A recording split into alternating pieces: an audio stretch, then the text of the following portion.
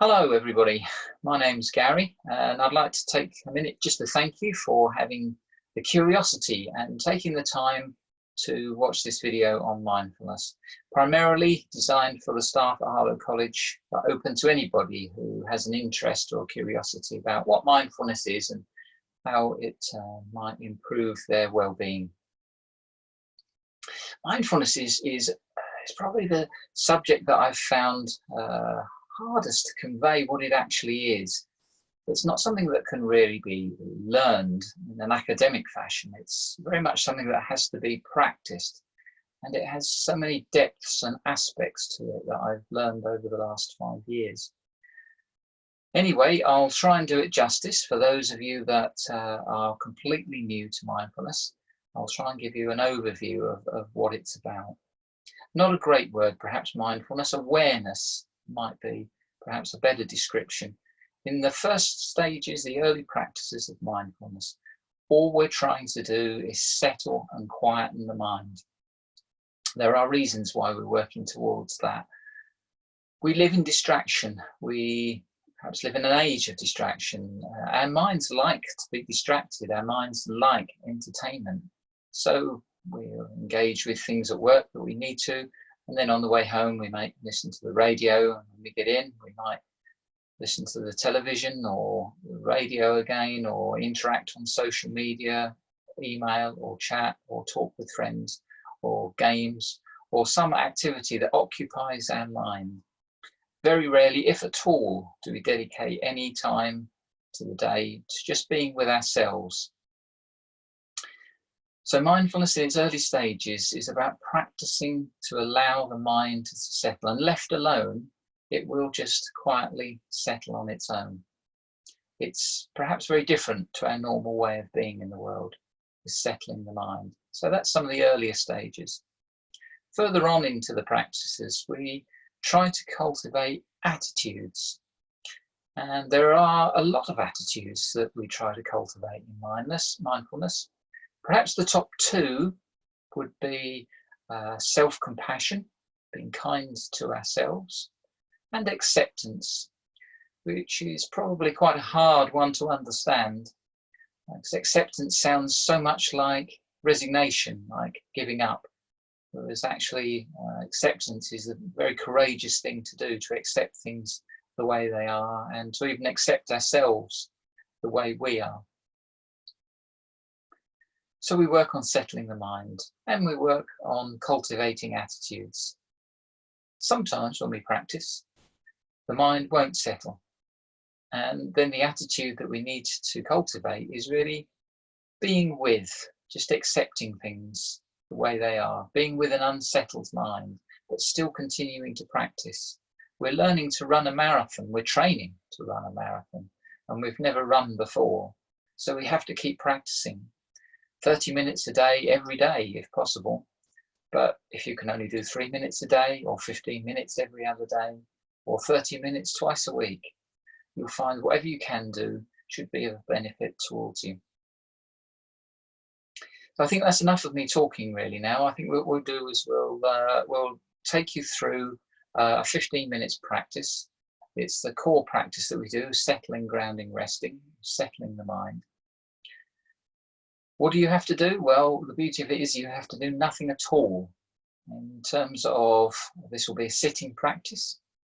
So find somewhere that's a comfortable spot that you can sit and be still for 15 minutes. Ideally not disturbed or interrupted by anybody else in the household, or by phones, texts, emails.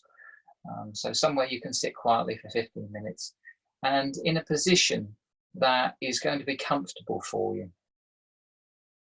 There's a really strong connection between the mind and the body, and that's one of the things that we work on in mindfulness. So if we're going to be aware and alert in our mind, we should adopt a posture in the body that's also aware and alert. So an upright posture is really very important as part of mindfulness practice. Spine as straight as we can get it. So just sort of tucking the chin in quite nicely, and having an upright and aware posture. With the hands, it's two preferences really. One is if you're sitting to have them placed palms down onto the thighs. The other would be to have them cupped one inside the other in your lap. Try to avoid having them interlocked like that. So just having one hand sitting inside the other and placing them in the lap. I'll lead the practice, during which I'll be talking through. Whatever you do, do not try to stop thinking. That's one of probably the biggest misconceptions, is I'm going to settle my mind, so I need to stop thinking. That's completely impossible to do. So there's a difference between thoughts and thinking. We can't stop thoughts arising. The mind relentlessly generates thoughts, endlessly, one after the other. It's when we give those thoughts energy and focus and get lost in a thought that they become thinking. So we're going to be training the mind to leave thoughts alone, but not to stop them. You undoubtedly, as I will, get lost in thoughts during this practice. That's okay too. It's all part of the practice. We're training a muscle here. We're training the brain. If I want to train my biceps here, I might take hold of a weight and practice lifting that weight and letting go, lifting and letting go. And with our mindfulness practice, when we get lost in the thought, become aware that we're lost, and then come back to the present moment, every time that happens, that strengthens our mindfulness practice. So we need to come back with a sense of gratitude that we've noticed and that we've come back again. When we're sitting and settling the mind, sometimes body temperature can drop a little. So I do quite like to have a blanket to wrap around me during the practice, just to keep my body temperature comfortable. And it's quite a nice thing to have as well. I'm going to be using a bell during the practice. To start the practice off, there'll be one sound of the bell, and to end the practice, there'll be three. The bell is a reference point. It's just an indicator that's saying, we're starting now, we're going into our practice, and now we're going to finish our practice. So if you found that comfortable spot, just checking in with your posture, a nice upright but stable posture, somewhere where we're not using a lot of effort to maintain it. With the eyes, they can be open or they can be closed. It may be preferable to have them closed in the beginning stages because we take so much information in through our eyes, it can be a distraction. If you keep your eyes open, just kind of have them defocused on some a distant object. You can try either. You can experiment with opening and closing the eyes and see which one you prefer. I'm also going to be using a stopwatch that I just might make reference to during the practice, just to keep us on time. So we've got our position, we've got our posture, we're comfortable, and we're going to decide whether we have our eyes open or closed, and we'll go into our practice.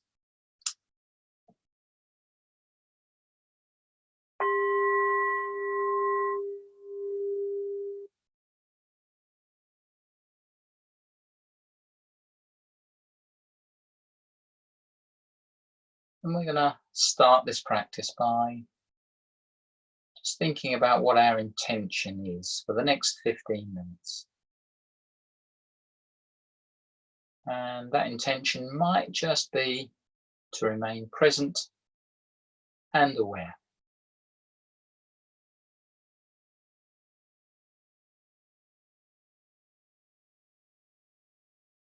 And we can check in with our motivation as to why we are practicing mindfulness together.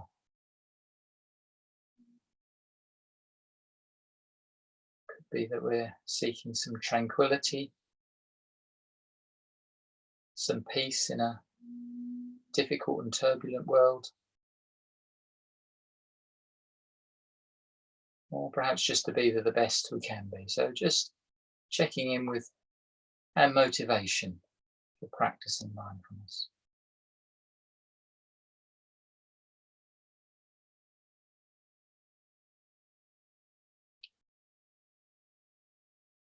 And then we can let go of intention and motivation and just allow the mind to rest.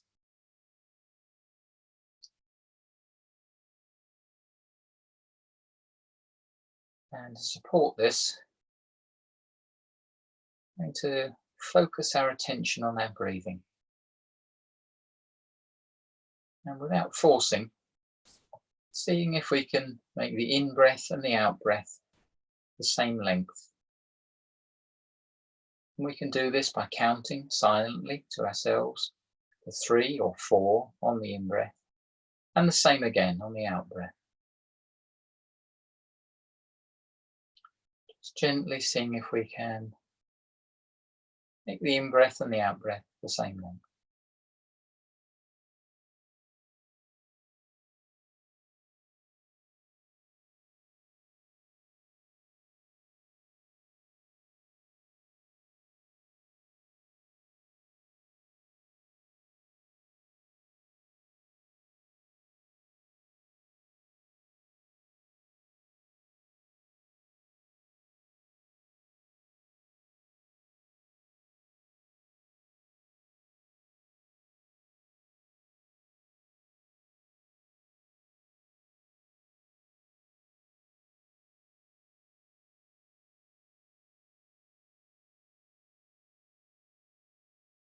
Thoughts will continue to arise. And this is how it is, it's all part of the practice.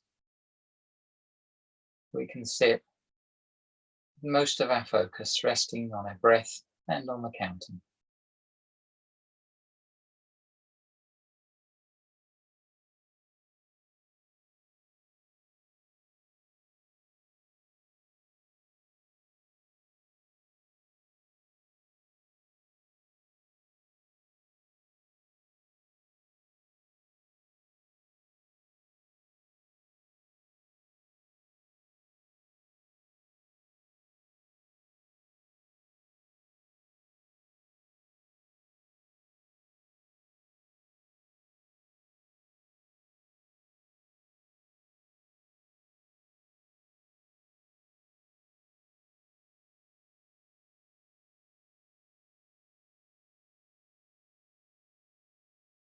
And then letting go of the counting now and just allowing the body to breathe naturally.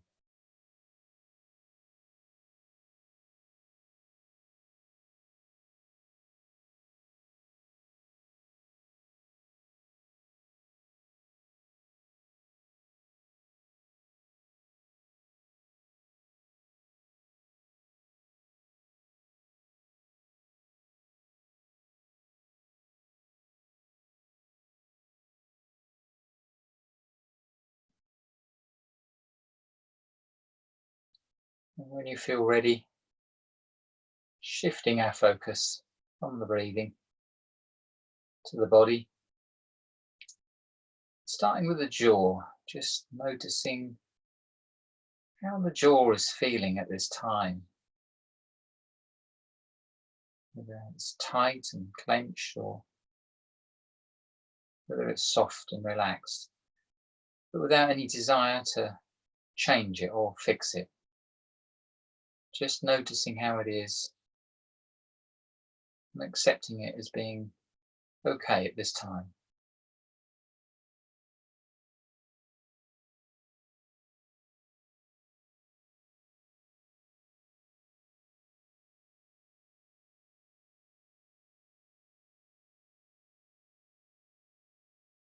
Moving further down the body to the shoulders, just noticing how the shoulders are at this time, whether they're tense or whether they're relaxed. Maybe inviting them to soften just a little, maybe to drop the shoulders just a little.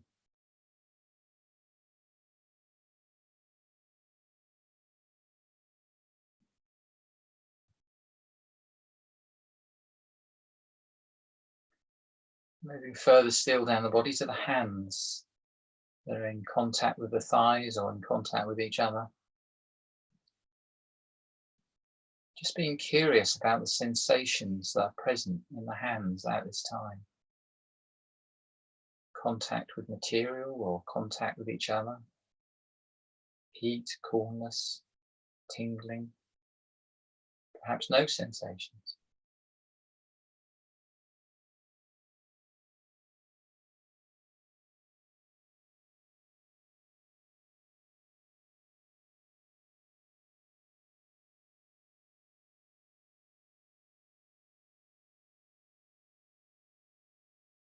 Moving further still down the body, moving to the buttocks, in contact with the chair or the cushion,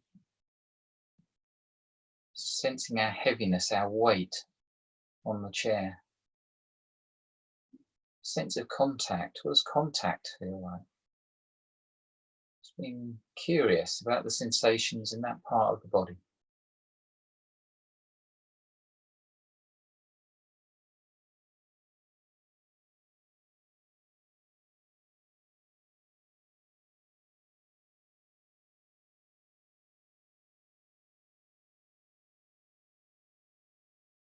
And moving further down the body to the feet. Feet in contact with the ground, or contact with shoes, materials. How are the feet feeling right now? What's happening with the feet? What sensations are present there? What can you feel? Perhaps feeling the feet from the inside. Curious, how do the feet feel from the inside?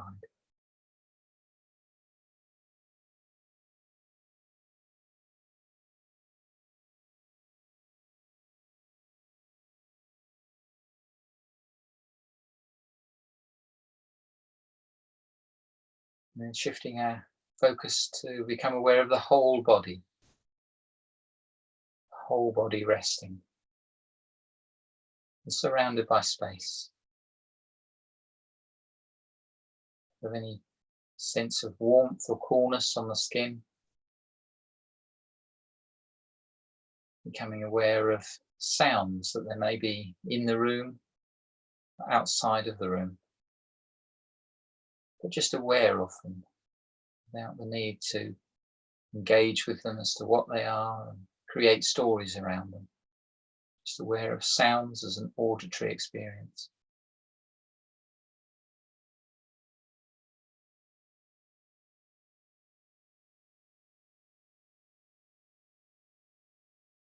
Mind resting in the body, body resting on the ground.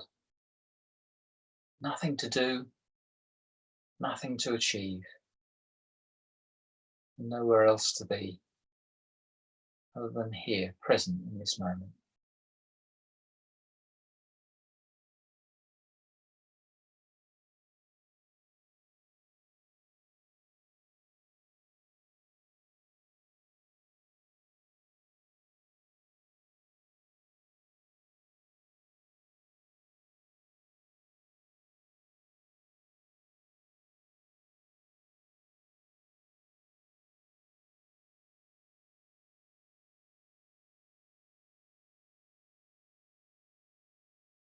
We can invite our attention to shift gently back to the breathing. Allow our mind to rest with the focus on the breath. Gently resting, much as a feather would rest on the surface of a stream.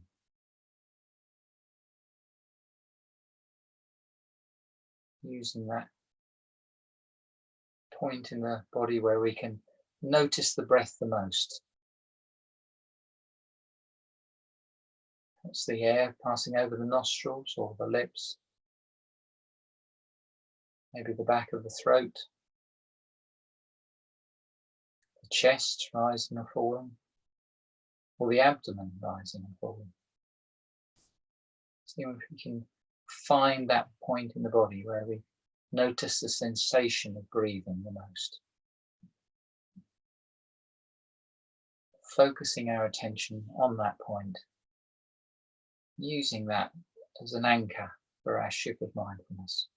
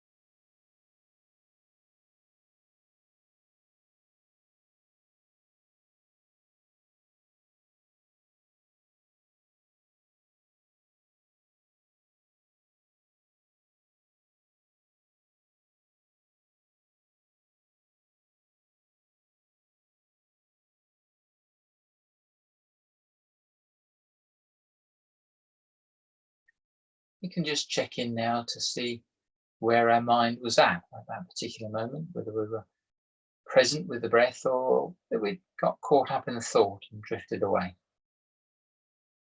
And if we should notice that, we can just gently and kindly come back to the breath, come back to the body, and coming back with a sense of gratitude, certain in the knowledge that every time we get lost in a thought and come back to the body, come back to the breath, we're strengthening our practice.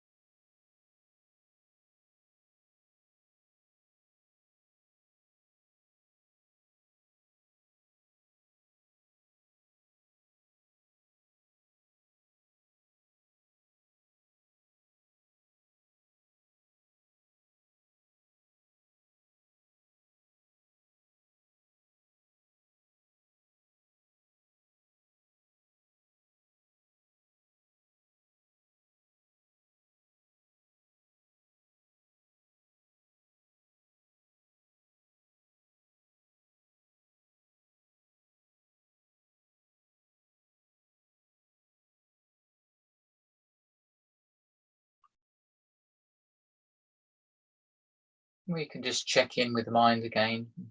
Perhaps this time, notice if there was any judging of this practice, this experience, perhaps not being what we wanted it to be, what we'd hoped it to be.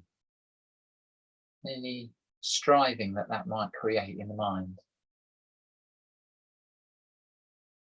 And if we find that we're making those kind of thoughts and judgments, seeing if we can bring just some kindness and acceptance to those thoughts and judgments. Just allow them to be there while our mind rests with most of our focus on our breathing.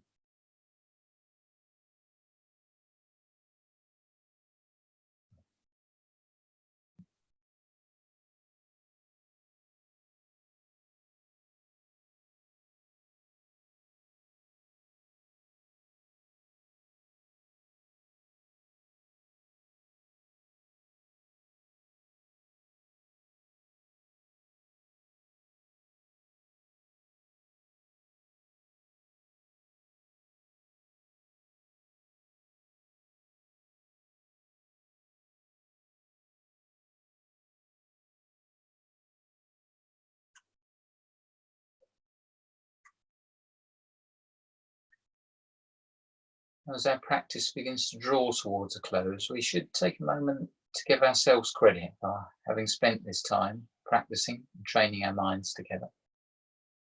Something that's in our deepest welfare to do. Perhaps we might like to set an intention to take any benefits we may have received from this practice through the rest of our day, and to share those benefits with all other beings that we come into contact with.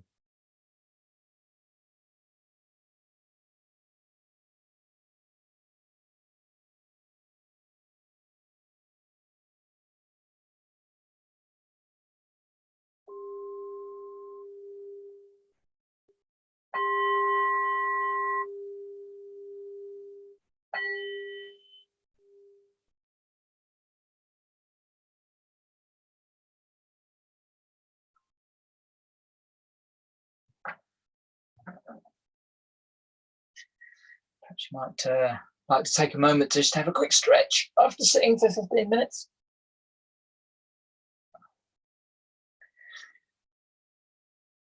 Our next activity, normally if we were doing this as a live group, would be just to share our experiences of what that was like. So perhaps you just, when the video's finished, like to take a moment just to reflect, maybe even write down what arose for you in the mind during that practice.